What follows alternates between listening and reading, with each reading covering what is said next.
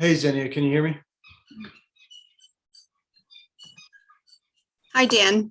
Yes, we can hear you. Okay, thanks. Thank you.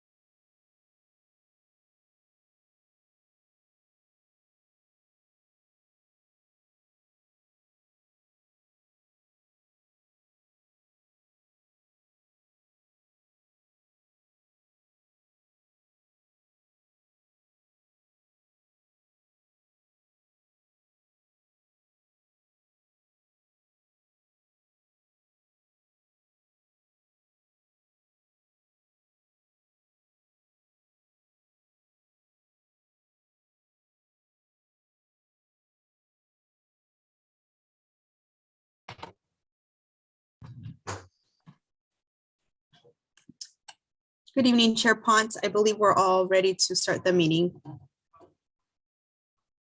Thank you.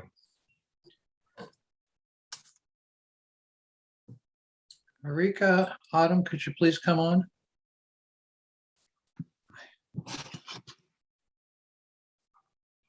Thank you. Good evening. Welcome to the Thursday, December 9th, 2021 special meeting of the St. Helena Planning Commission. There's a couple paragraphs I need to read before we can get rolling. This meeting will be conducted pursuant to the provisions of Government Code Section 54-953 as amended by AB 361, which authorizes teleconference meetings under the Brown Act during certain proclaimed states of emergency. The Governor of California proclaimed a state of emergency related to COVID-19 on March 4th, 2020.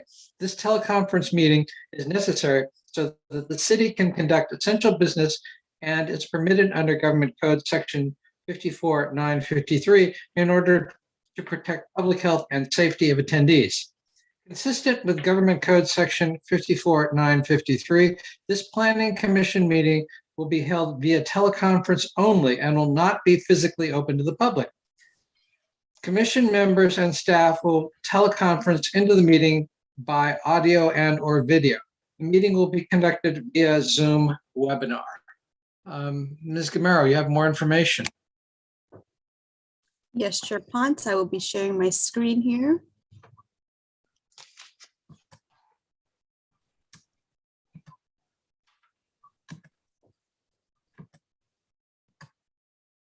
Members of the public who wish to participate via phone can do so by dialing 669-900-6833.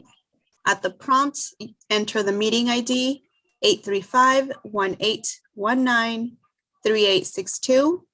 Press pound, and during public comments, you can press *9 to speak. Additionally, tonight's meeting will have live Spanish interpretation.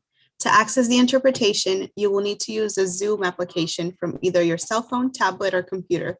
Instructions on how to use the Zoom app are listed in English and Spanish on the agenda posted on the city's website. Once you join the meeting from the Zoom application, you will see a small globe at the bottom or top of the screen. You can click on the globe and you'll be able to access the live interpretation. We have Marcy and Claudia as the interpreters this evening.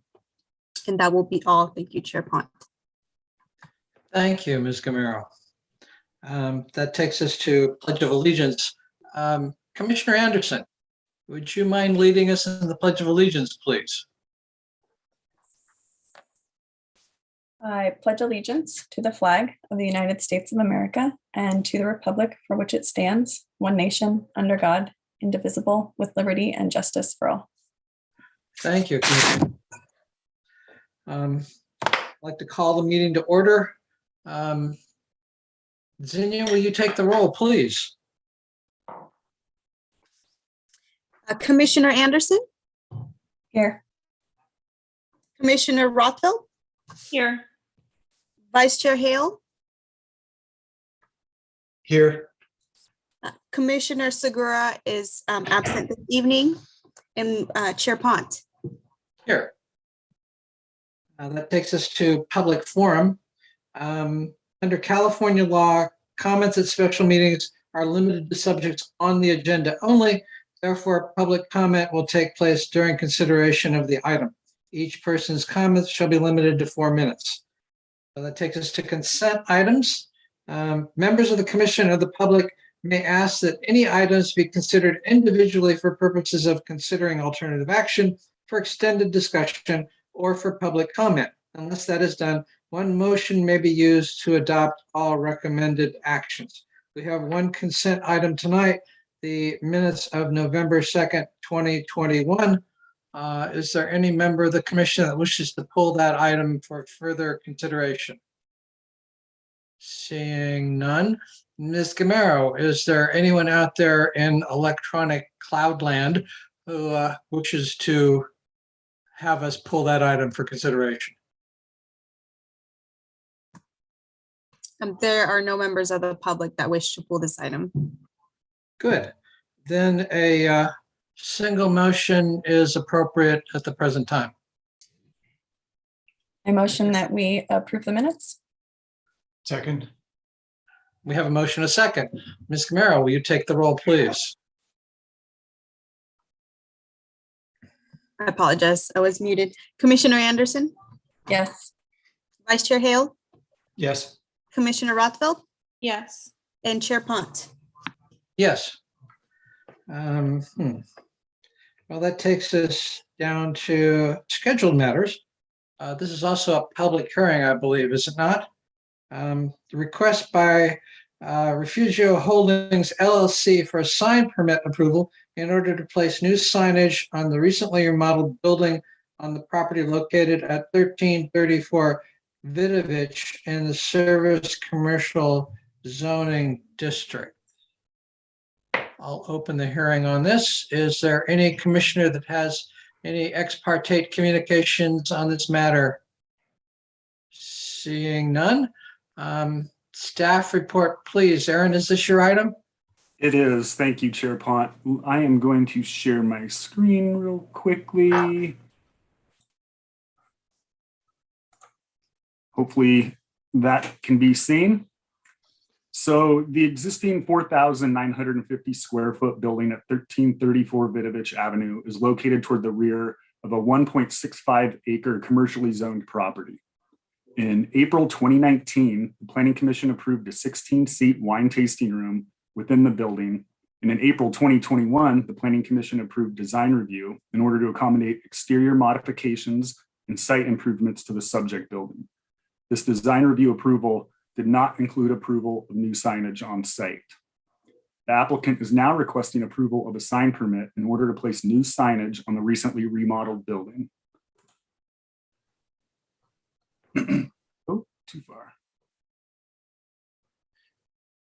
Specifically, the applicant is proposing signage on the east elevation or the front of the building, consisting of a backlit metal logo containing the letters C and F inside a gear.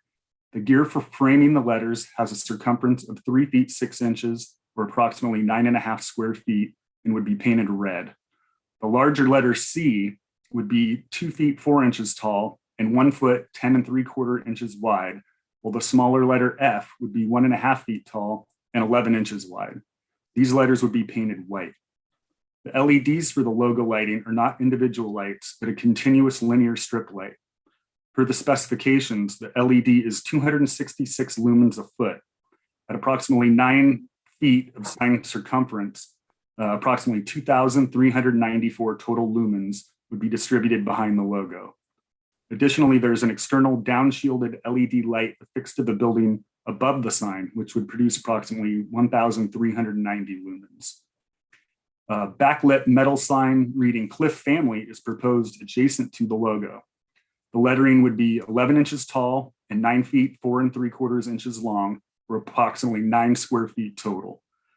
The metal lettering would be painted black.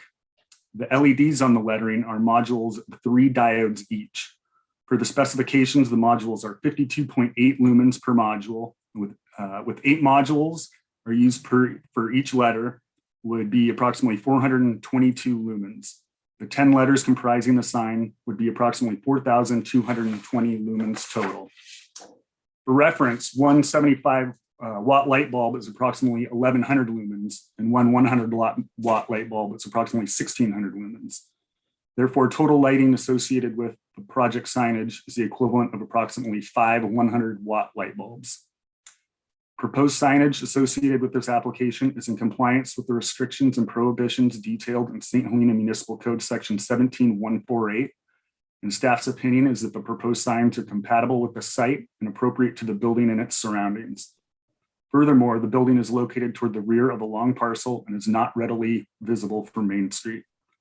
For these reasons, staff recommends that the Planning Commission determine that the project is exempt from the requirements of CEQA pursuant to Section 15311 of the CEQA guidelines, and approve the application for a sign permit at 1334 Vidovich Avenue, allowing the signage described in this report and in compliance with the attached resolution.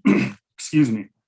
With that, I would like to wish everyone a happy holidays, and I'm available for questions should there be any. Does anyone have any questions of staff at the present time? I don't see any hands.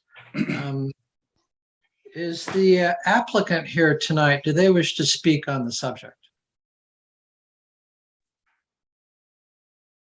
Hello, everybody. Can you hear me? Please, Mr. Gay. Yes. Okay. No, just, I mean, nothing really to state, just available for questions should anybody have any. Thank you. Does anyone have any questions of the applicant, who is at least dressed in appropriate festive colors? This is the worst sweater I had. I don't see any hands. With that, then, this would be the time to take public testimony. If anyone out there has something to say either for or against the project, now would be the time to do it. Commission Secretary Gamero, do we have anybody out there who wishes to speak on the project?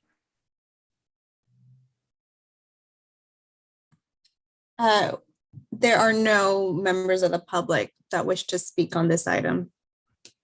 All right, then.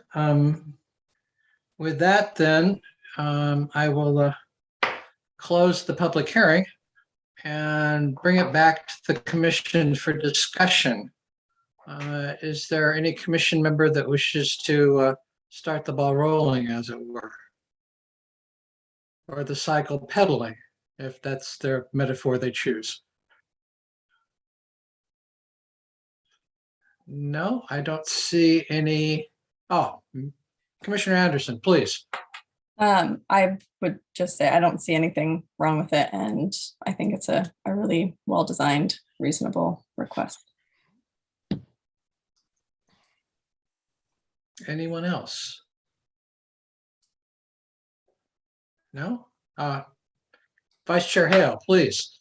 I have no concerns, and if I'm reading the Zoom room correctly, I don't see that anybody else does. So I'm happy to move that we determine the project is exempt from CEQA pursuant to Section 15311 of the CEQA guidelines, and approve the application for a sign permit at 1330. We have a motion on the floor. Do we have a second to that motion?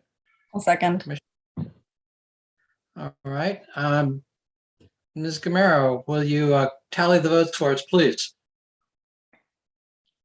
Vice Chair Hale, Yes. Commissioner Anderson, Yes. Commissioner Rothfeld, Yes. and Chair Potts. Yes. Thank you very much. That takes us to item you all. 8.1, department reports. And Director DeRosa, you have one on pop-ups for us tonight. Yes, have you heard of a pop-up? What they are? No, they are actually are temporary use permits that have become very popular. And Zinnia is going to run the PowerPoint for me.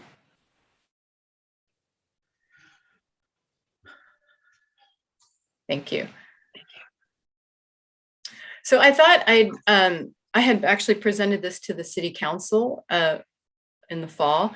They had just asked for a status report, so I thought it would be helpful to also just share with the Planning Commission I would say the success of the program since the ordinance was created in 2018 and what our numbers look like. So this is just a short summary of some of the benchmarks of what's occurred with activity, and which is attached to the agenda. And also there's a matrix table with more breakdown in detail. But just some of the highlights are that there were 21 temporary use permits total that have been issued to date. There's been a year-over-year increase in the number of permits that have been issued. 2 of the 21 permits issued resulted in an application for a permanent use permit. Those would be the Gregory Lang Art Gallery and the Lang and Reed Tasting Room with administrative offices, which the Planning Commission both has seen those, acted on those. Then there were 8 of 21 permits were temporary in nature. Some of the examples would include a community art wall. There was an anniversary party. There was the drive-in theater, two various permits for that. We had a campaign office, pumpkin patch, the gratitude wall on Hunt Avenue, and a Pure Fresh Clean event. And then 13 of the 21 permits were for brick and mortar type establishments.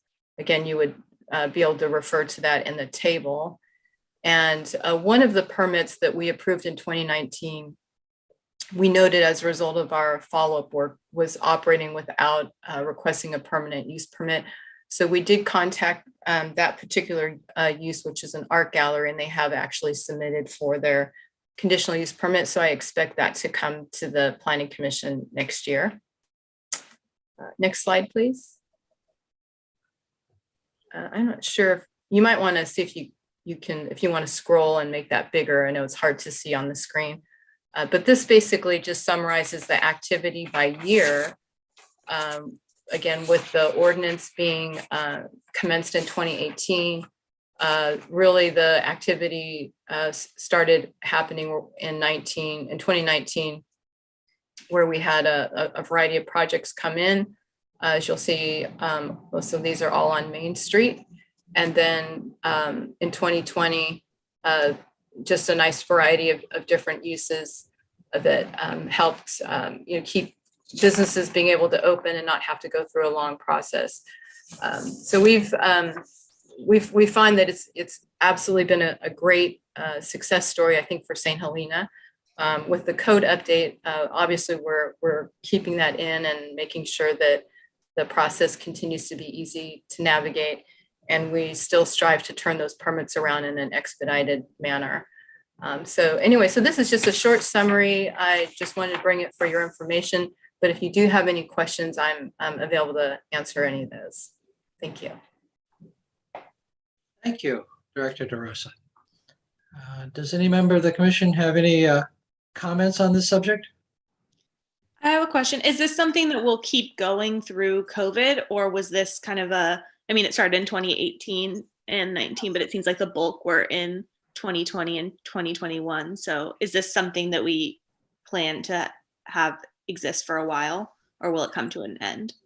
Oh, no, it's a permanent part of the code. What we did do during COVID is we passed an urgency ordinance for what we call, there's another kind of permit called an emergency use permit. And that was because suddenly the restaurants couldn't operate indoors and there was a need to have really creative space, how people use the outdoor areas, particularly for outdoor dining.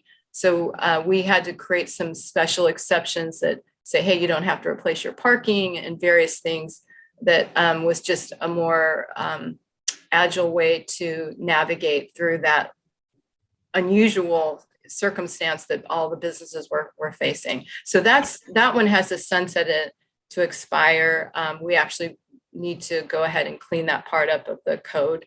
But I think that's probably what you may be thinking of that's more temporary in nature. Okay, thanks. Mm-hmm. Any more questions or statements on the subject? Yes, Vice Chair Hale, please. Ed, I just have a question. Is there a move afoot or a plan to proactively address the soon expiring, or things that are about to expire before they expire, so that we can read?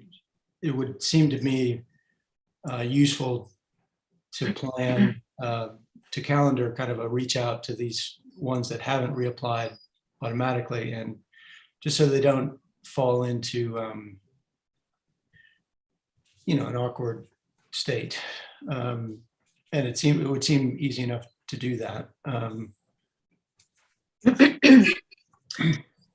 Yeah, every business is a little bit different. For example, like the pumpkin patch, we knew that they weren't really having a brick and mortar situation, so we wouldn't necessarily send them a letter. But I think that comment definitely applies to those that are occupying storefronts that can easily just kind of fall under the radar because they just keep on operating.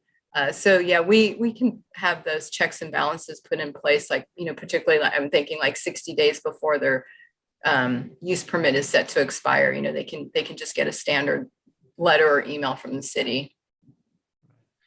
And on the Wish, the store called Wish, they don't need one. So was there a reason that they applied for one? Or okay, so this is an interesting story. It's coming back to me now. I wasn't here then, but this was something when the previous director, Noah Hush, was very excited that this new ordinance had come in place. And this was a store that came and said, well, can I just go ahead and use your new ordinance? And Aaron, jump in here if I'm telling the story wrong, but what I remember is he said, yeah, let's have you use this pop-up. But in reality, they actually were already a permitted use in the code. Is that right, Aaron? That's exactly correct. There was a lot of excitement about this new permit. And so It came in, it was processed, it went out. I think Jesse even wrote something up in the Star about it. And then yeah. I was sitting there and I was looking at it and I walked into his office. It's like, no, they didn't need one. He was like, oh yeah. So anyway.